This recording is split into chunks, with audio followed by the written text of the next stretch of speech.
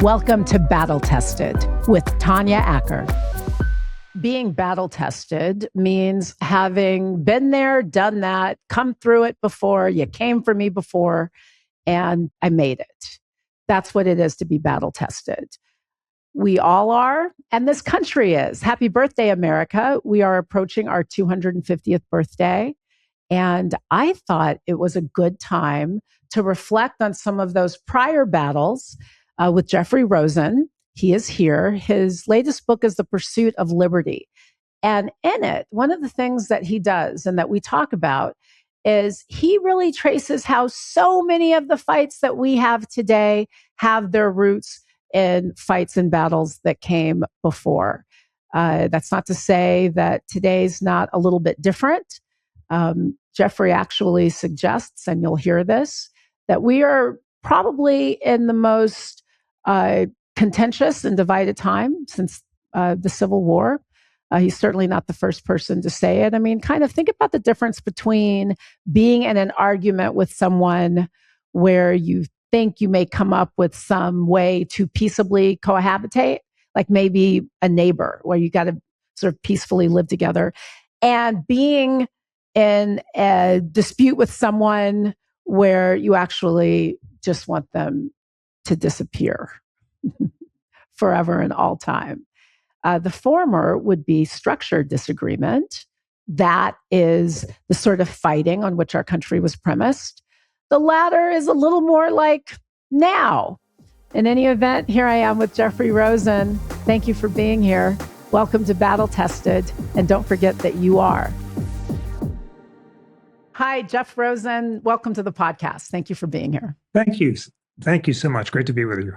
So you recently stepped down as CEO of the National Constitution Center after 12 years. You are now serving in the role of CEO Emeritus. So let's just first take a look at the 12 years while you led that organization, whose purpose is to increase civic engagement, get more people to know about our founding documents, folks of all ages. So let's look at the last 12 years, because we have lived a lot during the last 12 years. We've seen COVID lockdowns. We lived through January 6th. We're now living through a moment which some say is an unprecedented use of presidential powers. I think your book debunks that, which we'll get to. But how do you see our understanding of the Constitution having changed or progressed in the last decade or so? Do we know more? Do we have a better understanding of the sorts of actions that it permits, that it mandates? Just what has your experience been over this last 12 years? My vision when I came to the Constitution Center was to create a platform where people of different perspectives could explore areas of agreement and disagreement about the Constitution.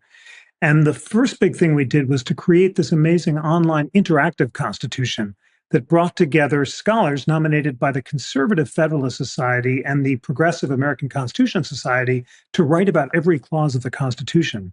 So you can find Justice Amy Coney Barrett and Neil Katyal with 1,000 words about what they agree the habeas corpus clause means, and then separate statements about what they disagree about. Multiply that by 80 clauses, 160 scholars. It's this extraordinary learning resource. It's gotten more than 100 million hits since we launched in 2015. It's now among the most Googled constitutions in the world. And it's the platform for a bunch of other NCC products, including a weekly We the People podcast that I hosted that brought together liberals and conservatives, classes for kids, and more. So all this is to say it was an extraordinary opportunity to bring nonpartisan constitutional resources to America. They're very widely used. It's more consulted than ever.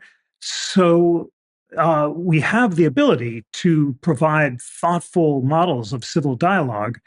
And the challenge, of course, is a politics and a culture that is increasingly resistant to that model. Would you describe this last decade as having been particularly challenging from a constitutional perspective? And when I ask you that, I'm referring now to these few moments that I've mentioned, the COVID lockdowns, where states prohibited businesses from opening and conducting their trade, or January 6th, which tested our ability to peacefully transfer power. Has this been a particularly intense moment for those who are interested in how we follow the rules of our founding document? Well, we used to say bad for the country, good for constitutional debate. There's no doubt that the past decade or so has been an extraordinary series of constitutional challenges along the lines that you suggested. So, yes, indeed, as our political system has become more and more polarized, and in particular, negatively polarized. So people are more interested in destroying the other side than in listening to and engaging with the other side.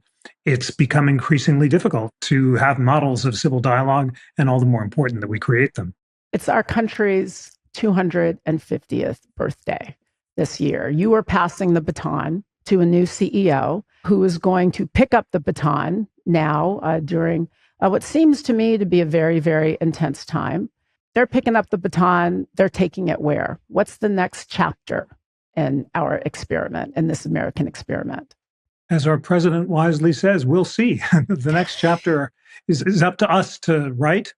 And there's no doubt that the challenges of overcoming polarization and echo bubbles or echo chambers and filter bubbles are grave. But we have the ability to begin the world again, as Thomas Paine famously said. And citizens, it's up to us to decide whether or not to recommit to this project of thoughtful debate about the American idea or to abandon it. If you look at where we are right now, I mean, quite literally today. So let's go with your notion of changing the world or creating something new, beginning again, keeping the experiment alive. There is much that surrounds us in this moment. You talk about echo chambers. You talk about the fact that we really are only talking to folks who are just like us, so we're not getting much of a perspective of the other side.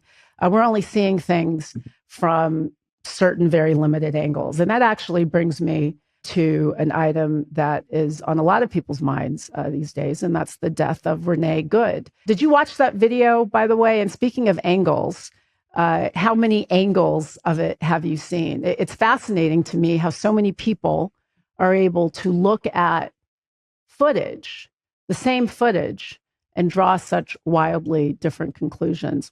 Have you looked at the video closely? I've not looked at it closely. Of course, I saw it. And you're right that this is an age when people can look at the same video and have a completely different understanding of the facts. And it really reminds us that the whole Enlightenment project that the founders created was based on the idea that through reasoned debate, people could converge around a common understanding of the facts. Was it Churchill who said you're entitled to your own opinions, but not your own facts? It's a famous aphorism. And without a commitment to reasoning together so that we can agree on facts, it's impossible to have a functioning political system. So I think this is just one example of a problem that's becoming increasingly serious, that we cannot agree on a common understanding of the facts. Our country was founded on the premise that if we could engage in reasoned debate, there is a path for this diverse group of folks to live forward. I saw an interview with you a bit ago where you said that it wasn't the founders' intention to eliminate disagreement. It was to provide a platform, a mechanism for structured disagreement. What does structured disagreement look like? What does that mean? And let me take it a step further. What does that mean in the context of today's discourse, where all facts are heard, whether or not they are facts or not, and they travel around the world really fast? How do you have structured disagreement in an environment like this? It's a great question. And the founders relied on structured disagreement because they thought the whole system would collapse unless people could disagree without being disagreeable, listen to the other side, open their minds to the possibility of changing their minds, and always be committed to civic friendship rather than viewing the other side as enemies. I end the book about Hamilton and Jefferson with the fact that when Hamilton died, Jefferson placed his bust across. When he was old, Jefferson would smile faintly as he passed Hamilton's bust and say, opposed in life as in death. And for Jefferson, Hamilton was not a hated enemy to be destroyed, but a respected opponent to be engaged with. And that engagement, that structured engagement and disagreement was possible even among two of the greatest opponents of the founding era.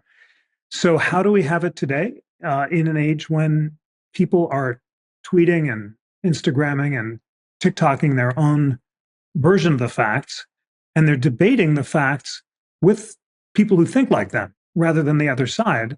And there's no platforms for people to have civil debate, like, for example, Congress. I mean, that's the platform that our framers intended to structure our national debates, where people of different perspectives would listen to each other and compromise. And we now have a dysfunctional, polarized Congress where people of different perspectives don't listen to each other and don't compromise and are more determined to destroy the other side than engage with them. That's a very serious challenge to the American idea.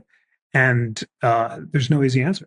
Your latest book, The Pursuit of Liberty, is fantastic, by the way. I haven't finished it, but your thesis is that every debate we're having right now, literally just about every major political, cultural moment of discord that we've lived through in the United States, traces its origins back to the tension between Alexander Hamilton and Thomas Jefferson. Alexander Hamilton is a big government, sloppy term for these purposes, but just be patient. Alexander Hamilton believes in a big, strong national government. Thomas Jefferson is a states' rights kind of guy. And in your book, you trace all of most of our big policy wars with one another back to their initial tension. Talk a little bit about that, because one of the things I like about your book is that it gives some context to the way we're fighting today. And I think it also provides a little bit of hope. You know, we've been there before. We've done this before. We found a way out before. We'll do it again. But just first, help me set the stage with people who haven't yet read the book about what it is you are going to show us in this writing. The book begins with what I call the dinner party that defined America. In the room where it happened, Jefferson's house, not the one in the musical where they moved the capital from Philly to D.C. in exchange for assuming the national debt. This is a year later. Washington is away. Hamilton and Jefferson haven't are gathered. At some point in the evening, Hamilton asked Jefferson, who are those three portraits of those guys on the wall? And Jefferson, those are my visions of the three greatest men in history, John Locke, Francis Newton.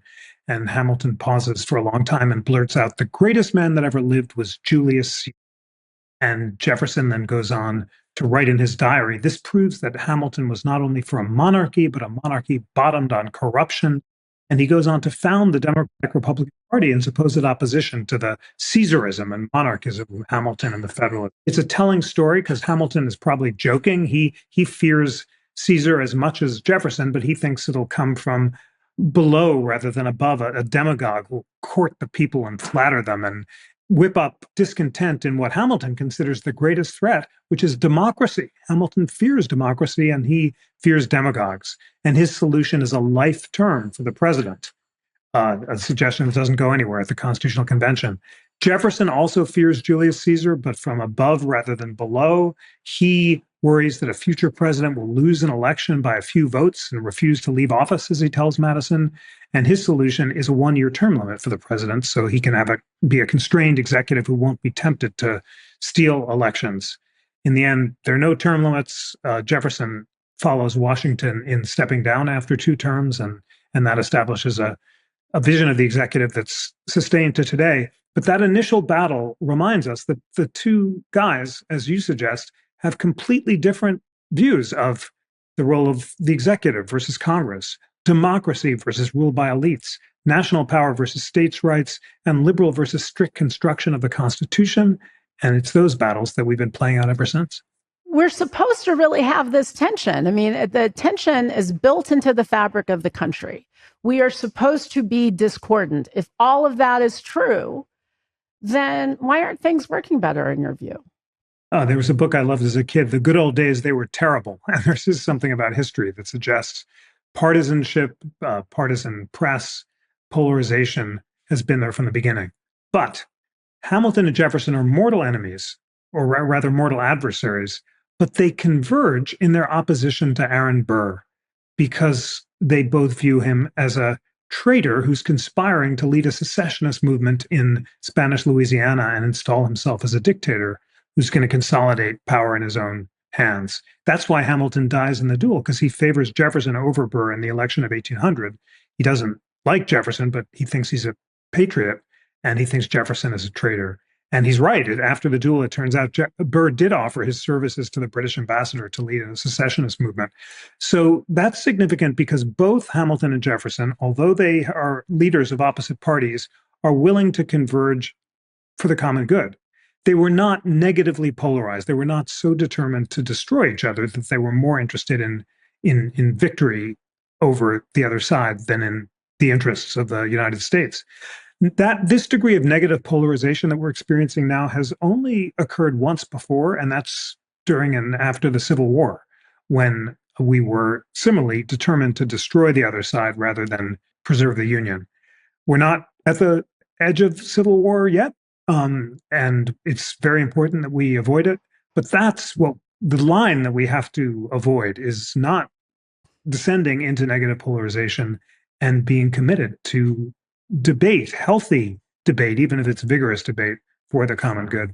I'm smiling because I just can't get past the irony of, I guess it's not really an irony. Here we are, we're about to celebrate our 250th anniversary. And the only time we've hated each other as much as we do right now is when we actually went to war with one another. So as you say, let's please not do that. Your book talks about, sorry. Well, so true. But, 1876, right after the Civil War, we were just barely arising out of the Civil War. There was Reconstruction, the bloody compromise of 1877 and the withdrawal of federal troops. That was a really rough time, too. So our anniversary years have been challenging, and this one is no exception.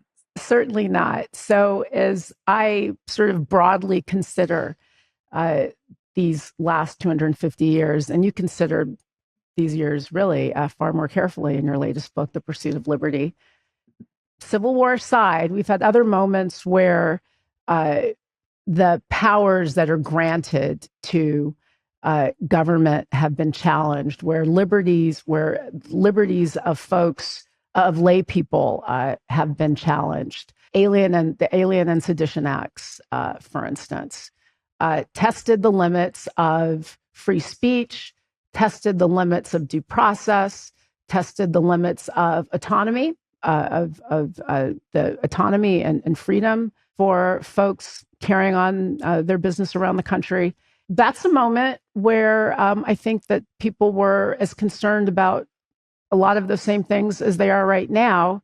How do folks emerge? How did we emerge? How do you get out of it? What are the turning points? Yes, indeed. And of course, the Aliens Act of 1798 has been invoked recently by the administration. How did we get out of it? Well, it took the revolution of 1800. Remember, the outgoing Adams administration passes this law, making it a crime to criticize the Federalist President Adams, but not the Republican Vice President Thomas Jefferson. Republicans are put in jail for saying that the president, you're using epithets to describe him. The Hamilton goes along with it, but Jefferson and Madison write these resolutions calling, in Madison's case, for states to object if they think a law is unconstitutional, as Madison believes the alien law is. Jefferson goes further and he advocates nullification or secession. He basically says a state should be able to refuse to enforce or even leave the Union if it thinks a law is unconstitutional. Now, and that's what the South invokes right before the Civil War. In retrospect, Madison was right and Jefferson was wrong. It is not the right solution to when you disagree with the unconstitutionality of executive actions or of laws, to secede from the Union. The Union is indissoluble, as Lincoln said, and the whole purpose of the Civil War was to establish that point, that secession was unconstitutional. That was Lincoln's central point. So what we learned from the Alien and Sedition case is don't give up the fight. Don't withdraw totally from the Union. Be committed to vigorously protesting against and denouncing laws you think are unconstitutional, but be committed to the Union project itself. There's something, I forget which of the Federalist Papers it's in, but a big thing on which I'd say a big component of the founders' faith in our ability to conduct and continue this experiment is the fact that America was so big. And they said it's going to take a long time for a rumor or a lie to go from one part of the country to another. And that's when the country wasn't the size that it is right now. Obviously, they didn't anticipate technology. And to the point you started with earlier, when we were talking about just different ways of seeing things, different angles, different perspectives, and only hearing one side of an argument. And given the fact that now that one side can go back and forth across the country before the facts have even been established, are you more worried now than you might have been in times past about the viability of our being able to continue as a United States? Yes, you very well describe the founders' hopes for the large size of America, and is that technology has changed the effects of size. Madison questioned the conventional wisdom that you could only have a republic geographic space where people knew each other and could deliberate face to face. He says with the system of representation, you can have a bigger country and size becomes an advantage because it's so hard for news to travel that people won't create mobs and insurrections. By the time they try to organize with each other, they'll get tired and go home. And he has a lot of faith in the new media technology of the broadside press that will allow information slowly to diffuse across the land, and people will read primary texts and test them with their representatives, and reason will triumph over passion.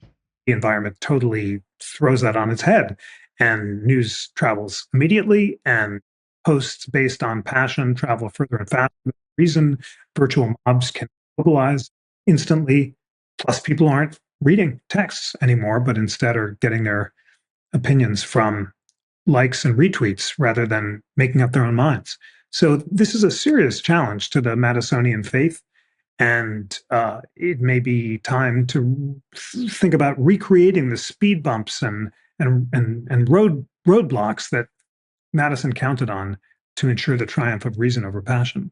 But again, and something that you point out in your book that's happened over and over, and as you just reminded us of in the conversation about Jefferson's view that if the state doesn't like something, they can just leave. You point out some things about the founders, which I think both humanizes them, makes them seem that, really, it was a big deal that we got even here.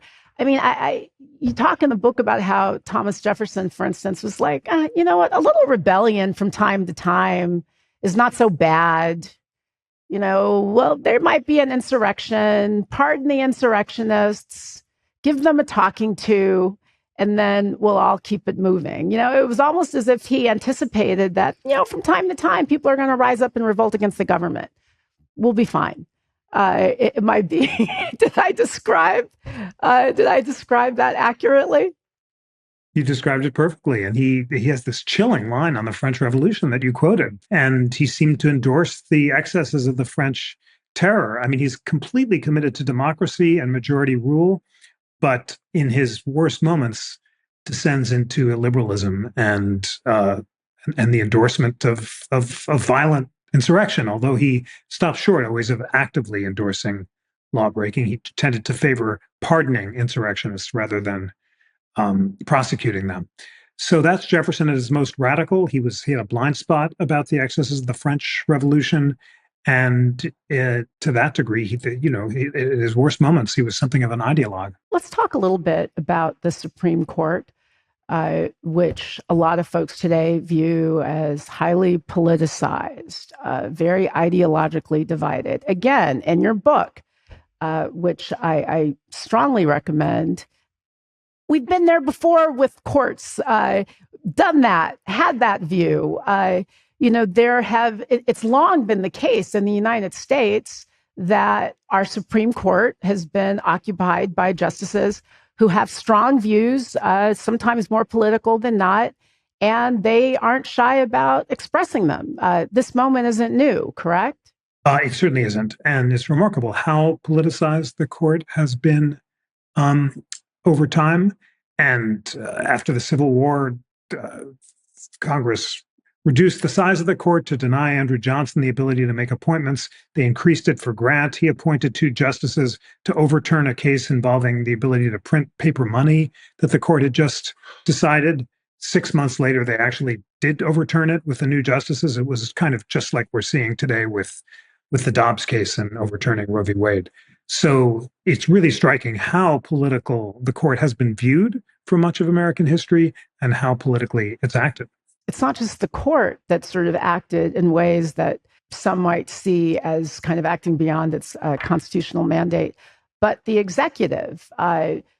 People have described certain of President Trump's presidential use of presidential powers as unprecedented, as excessive. Whether or not you think they're excessive, certainly not unprecedented. And this certainly isn't the first time that a president has said, you know what, I'm not going to really do what the courts say. Can you just talk a little bit about that and put some of that in context too? Yes, there's no question that a constitutional crisis occurs if a president openly defies the Supreme Court. We've come close to that in the past, but never up to that line. Andrew Jackson famously said, John Marshall has made his decision, now let him enforce it, in a case involving the Cherokee Indians. Probably didn't speak the words, but felt the sentiment. But he didn't, in the end, defy the court because the court didn't order him to do anything. And he made up with John Marshall at the end of his life. The closest we've come to open defiance is Abraham Lincoln, who was ordered to produce the body of a prisoner during the Civil War, and he, for a couple of days, defied Chief Justice Roger Taney's order to produce the body. But Taney was acting as a lower court judge, not as the full Supreme Court, and Lincoln quickly got Congress to endorse his position. So we've never before seen a president openly defy the courts.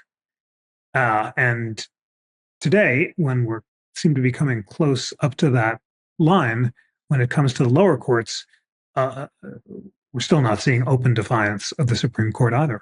Do you think that our institutions, our judicial institutions in particular, have the wherewithal to survive that sort of open defiance? Should we get to that point?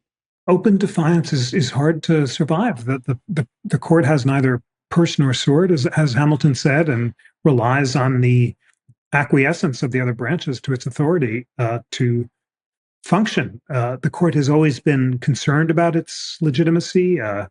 During the Little Rock school crisis, the justices all signed the Supreme Court opinion in Cooper versus Aaron in ink to show that they were unanimous because they were scared that Eisenhower wouldn't obey them. In the end, he did, and he sent the airborne troops. So the institutions depend on norms of mutual respect, and open defiance of the Supreme Court would be hard to recover from. Let's talk about some of the cases that are before the court this term. They just heard the case challenging the bans on transgender athletes in schools that several states have enacted. Where do you see that conversation in the context of how we think about our Constitution and our constitutional rights? The latest incarnation of the states' rights flexing their muscles. How do you see that? How do you see that? Well, one, if you have any thoughts about where you think the decision will come down, that'd be nice to know. It seems like they were very, well, I don't care what I think. Tell me what you think. But then also, if you could like locate that conversation and this debate sort of in the context of this fight we've been having since our founding about what states can and can't do. Absolutely. Remind me which case again? Banning transgender athletes. The Yes, laws, indeed. state laws banning transgender athletes. Well, the court just heard that, and I would say that that was less about states' rights than about what's your vision of gender discrimination. So the justices who seemed sympathetic to upholding the state bans on trans women participating in women's sports viewed sex discrimination to mean biological sex. And they argue that there are real differences between the strength of biological men and biological women, and the law can accommodate it. And it's appropriate, as this law did, to forbid trans men from swimming on women's teams. Sorry, to forbid trans women from swimming on women's teams, but to allow trans men to swim on men's teams because of the strength differences. So it's a kind of vision of equality being based on real differences of biology. The argument on the other side comes from Justice Ruth Bader Ginsburg's contribution that gender discrimination can be found when laws reinforce traditional gender roles and are based on stereotypes. And since there are some trans people who don't conform to the biological norms about men and women's strength differences, then the argument is it's wrong for states to legislate based on stereotypes that are not true for all people. We'll see which way the court goes. It seems pretty clear that they don't embrace that anti-stereotyping view of gender discrimination because they rejected it in the Skermeti case, where they upheld states' ability to ban the use of puberty blockers for transitioning minors. So it seems likely that they'll embrace the real differences view and say that it's okay for states to make the sort of distinction. And the court will soon hear a case regarding birthright citizenship and the president's actions with respect to that. That seems to be a pretty straightforward issue, at least in terms of the Constitution. I mean, the Constitution says if you're born here, you're a citizen. Is this a big moment? Why is the court hearing this case? How could the court side with the administration's position regarding denying birthright citizenship when the language of the Constitution seems to say precisely the opposite? What's the argument here? Well, as you suggest, many people see this as a clear case that the president may well lose. As you suggested, the Constitution says all persons born or naturalized in the United States and subject to the jurisdiction thereof are citizens of the United States and of the state wherein they reside. Ever since the 19th century, that's been construed to contain only two exceptions. Kids of foreign diplomats and Indians not taxed, as they were called, people who are born in the United States but not subject to its jurisdiction. And that understanding has gone pretty well unchallenged for more than 100 years. The argument on the other side is a complicated argument about ancient English common law, viewing citizenship based on allegiance in exchange for protection. And the claim is that if illegal aliens came here and didn't give allegiance to the US government, they don't deserve its protection and don't get citizenship. More complicated than that, but it's pretty arcane stuff.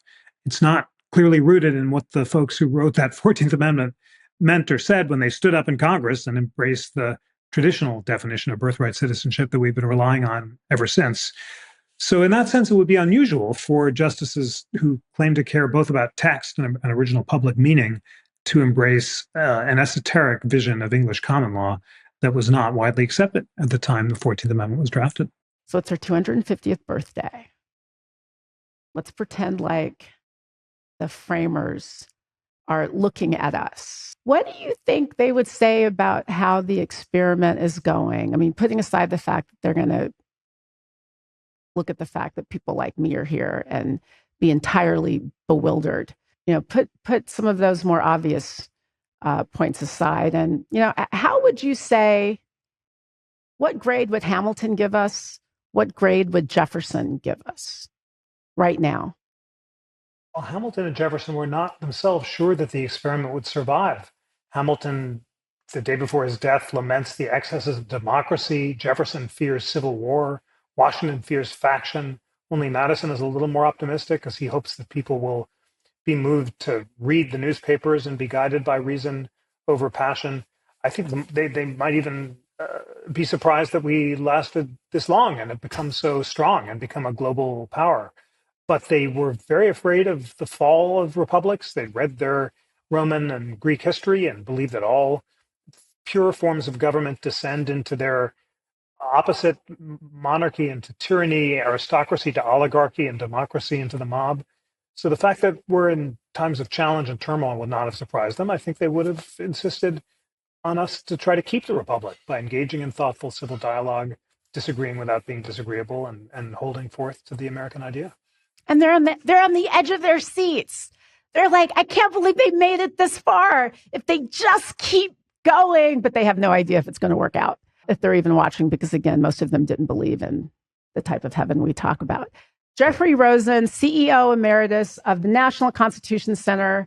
This has been a great conversation. I do hope you'll come back because there's a lot of talk about our Constitution that I think we're going to be having over the next year, over the next few months, over the next couple of days. I'll give you a few days off before I ask you back, but this has really been fascinating. The new book, The Pursuit of Liberty, how Hamilton and Jefferson ignited the lasting battle over power in America. Do read it. I think it'll make everybody feel a little bit better. It's nice to know that challenging times aren't unprecedented and that people have come through really tough stuff before. So here we go. Jeffrey Rosen, thanks for being here. Thank you so much, Tanya, for reading the book so closely, for the really thoughtful questions, and for a great conversation.